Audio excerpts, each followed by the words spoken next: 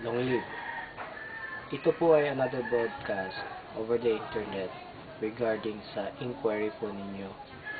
Nakatanggap po ako ng mga katanungan regarding sa national ID. Ano ba ang national ID?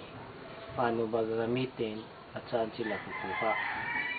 Sana po itong broadcast na ito magbigay ng daan para mas maintindihan natin ang layunin ng National Council, bakit tayong lahat ay ini-encourage na mag-avail ng National ID.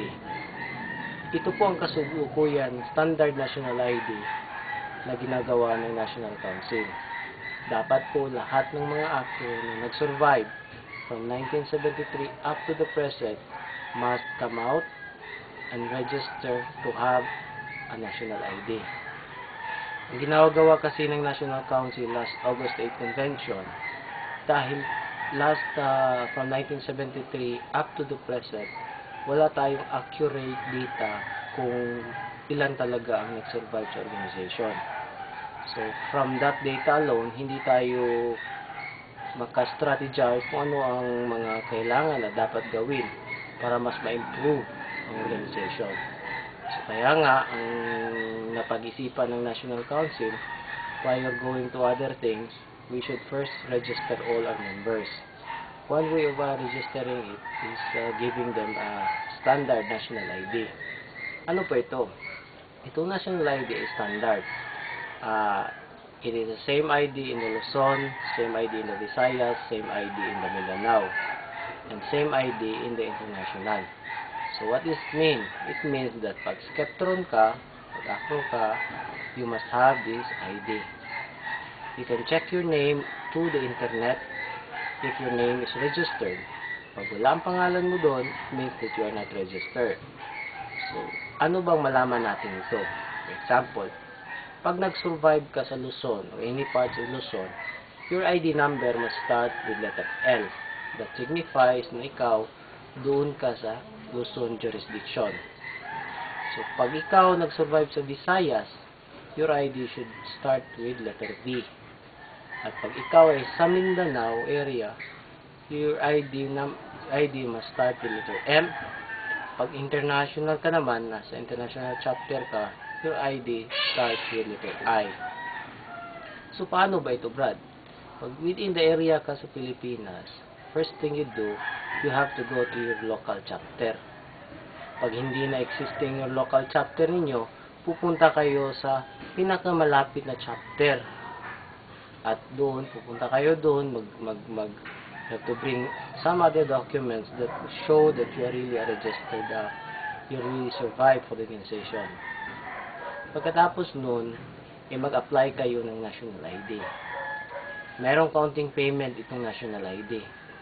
At doon din sa tinatanong ninyo kung bakit may payment at saan pupunta ang pera. Actually, if you can really look into the logic sa mga question ninyo, hindi ninyo tinatanong kung ano ang value nito. You cannot put price on the Acro itself.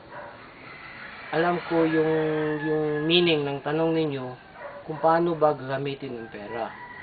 Baka pupunta lang pera sa wala. Hindi.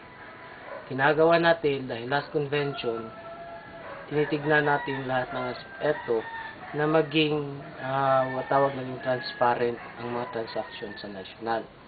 Meron tayong mga form na pinifilapan para ma-audit natin kagad. So, it's not a matter of what the ID, it's a matter of giving trust. Paano tayo magsimula ng mas maunlad na organization kung ngayon pa lang hindi tayo magta-trust sa National Council. So, one way of contributing for the unity of all the actors worldwide by getting a national ID. So, pag nasa Visayas ka, letter V. Pag nasa Luzon ka, letter L. Pag nasa Mindanao ka, letter M. What if sa international? Well, pag nasa international community ka na, for example, you survive in the Luzon area, then you migrate in the US, doon ka na tumira sa US, your ID will become I, that you will be representing international community of the Acro.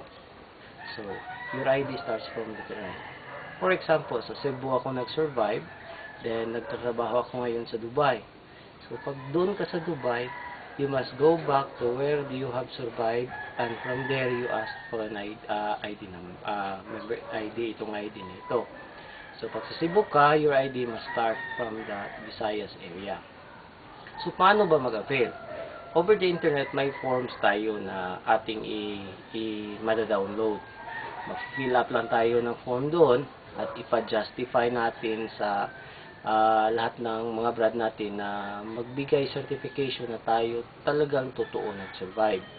Warn you, very strict ang National Council, hindi dapat na magkaroon ng national ID yung lahat ng mga skeptro na hindi nagkaroon ng ritual.